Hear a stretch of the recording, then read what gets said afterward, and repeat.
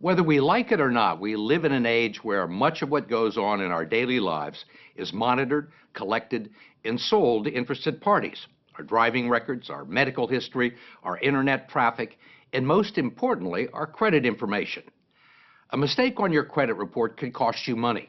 It can increase the interest you pay on your loans, prevent you from getting a mortgage or buying a car, landing a job, or getting a security clearance. It's not uncommon. A new government study to be released tomorrow indicates as many as 40 million Americans have a mistake on their credit report. 20 million have significant mistakes. And our own investigation of the credit reporting industry shows that those mistakes can be nearly impossible to get removed from your record. The story will continue in a moment.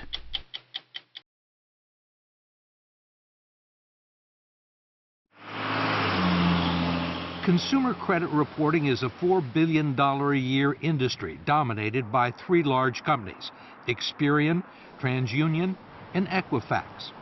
They keep files on 200 million Americans and traffic in our financial reputations.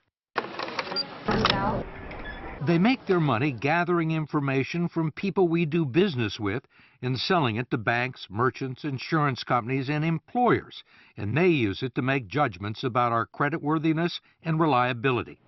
But now the reliability of the industry is being questioned in an 8-year Federal Trade Commission study to be released tomorrow. John Leibowitz is the chairman. Here's what we found. Some pretty troubling information. 1 out of 5 Americans has an error on their credit report. And 1 out of 10 has an error on their credit report that might lower their credit score. I'm trying to think of another industry where a 20% error rate would be acceptable. That's a pretty high error rate. It's a pretty high error rate. I think the more we look at this and the more the American people know about this, the madder they're going to get.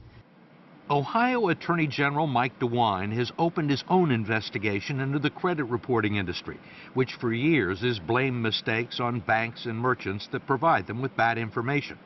But DeWine argues the fault lies with the industry for what he says are clear violations of the Fair Credit Reporting Act.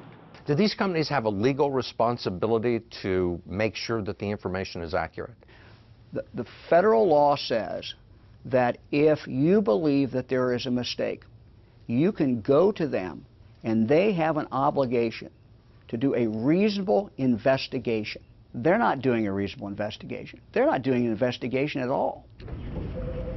Every day, DeWine's office fields calls from desperate constituents who can't get the credit reporting agencies to answer their questions or correct mistakes on their report, like paid bills listed as delinquent, closed accounts listed as open, and bad debts that belong to other people with similar names or social security numbers. The problem is not that they make mistakes, it's they won't fix the mistakes.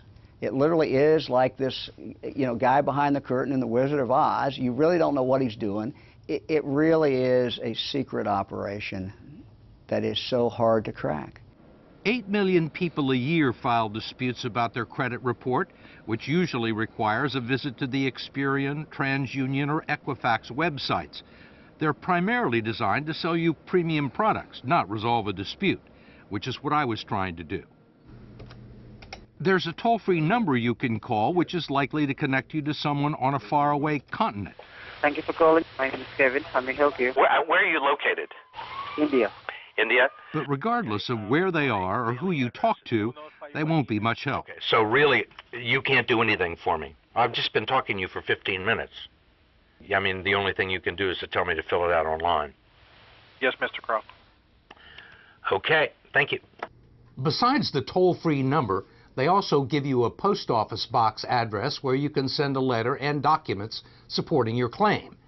In each case, it's extremely unlikely that anyone with the authority to resolve your dispute will ever actually see it.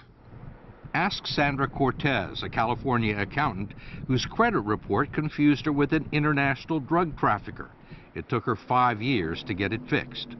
Or David Smith, the retired Army officer whose credit report listed a bankruptcy that wasn't his and triggered a foreclosure proceeding against his house in South Carolina. He's still dealing with the fallout. Or Judy Thomas, a trauma nurse with a horror story worthy of Hitchcock or Kafka.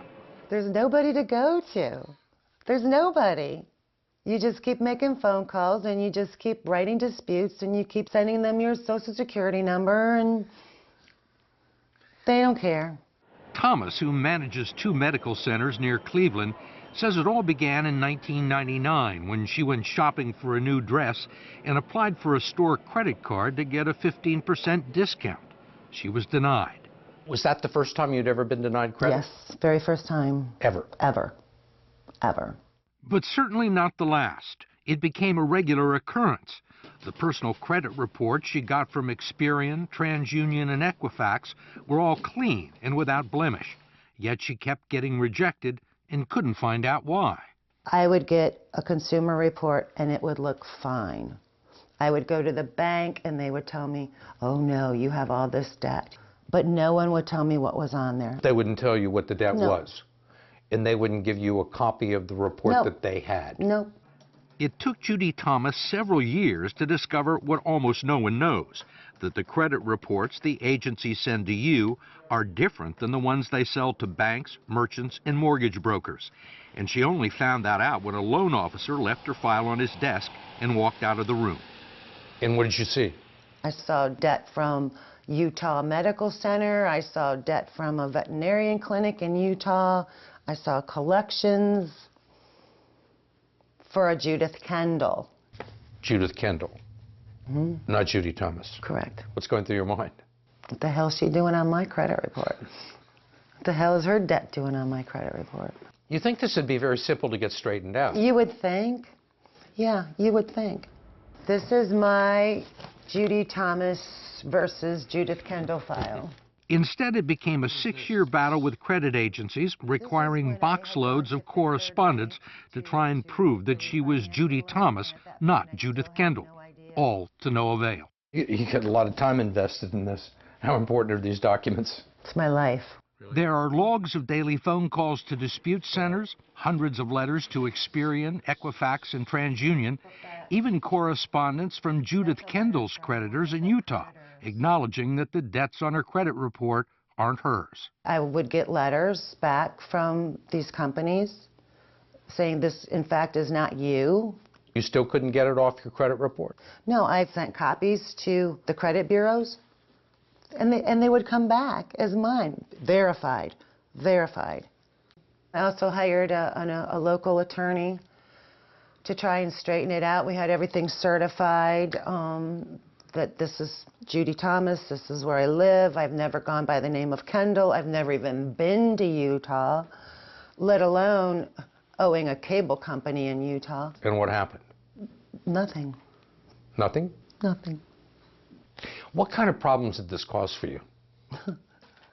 I couldn't refinance. I couldn't take advantage of the interest rates. I couldn't get a car.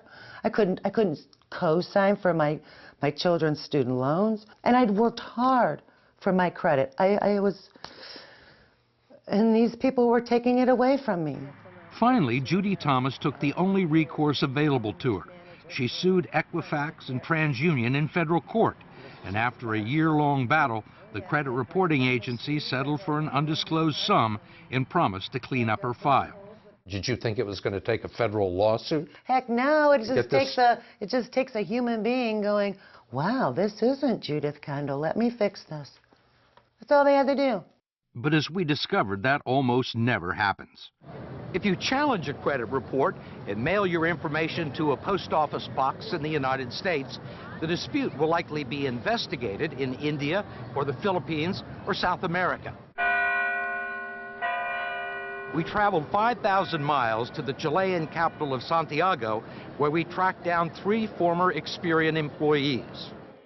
Carolina Herrera, Rodolfo Carrasco, and Enzo Valdivia were all dispute agents at Experian's National Consumer Assistance Center, although they say they weren't able to offer consumers much assistance. So if somebody had a problem with their credit report, they would send in a complaint and it would end up with you? Yeah, probably, yeah. So how many of these did you have to do a day?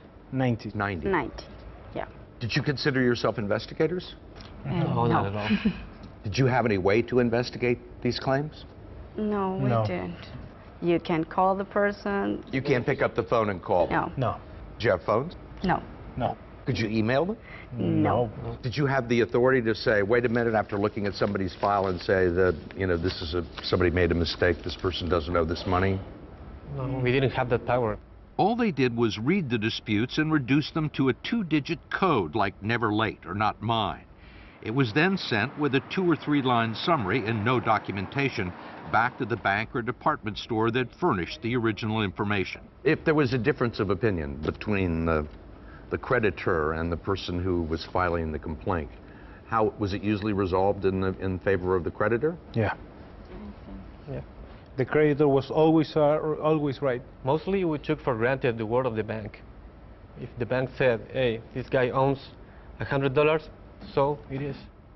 None of us have ever interviewed anybody in Chile from Experian, and we've got a federal court ordering them to bring these people forward, and we're still waiting.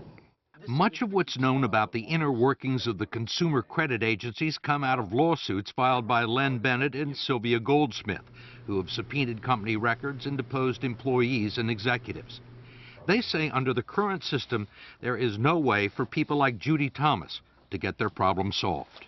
So all these people who take the time to meticulously document a case that the bill isn't theirs or the bill has been paid, that is never seen by anybody? It's not seen by anyone who considers it in determining whether or not information will be removed from a credit report. It's not forwarded on to the person who has the complaint with you? No, it is never forwarded on. Never forwarded on to the creditor. We can get a jury verdict for $1 million. That's chump change to some of these bureaus. They would rather pay a verdict in $1 million than to actually go in and change the policies and procedures that they have, because that's much more expensive to them. I can say this without qualification. The dispute procedures used by the credit reporting agencies, uniformly used, completely fail to comply with the Fair Credit Reporting Act. Courts have found that. The Federal Trade Commission has found that. It's not even a close call. Ohio Attorney General Mike DeWine agreed. I think the industry is a mess, and I think the impact it has on real people is just unconscionable. You think they're breaking the law? I think they're breaking the law. There is no doubt in my mind they are breaking the law. We wanted to talk to Equifax, TransUnion, and Experian, but like most consumers, we were unsuccessful. The agencies referred us to the spokesman for their lobbying group in Washington.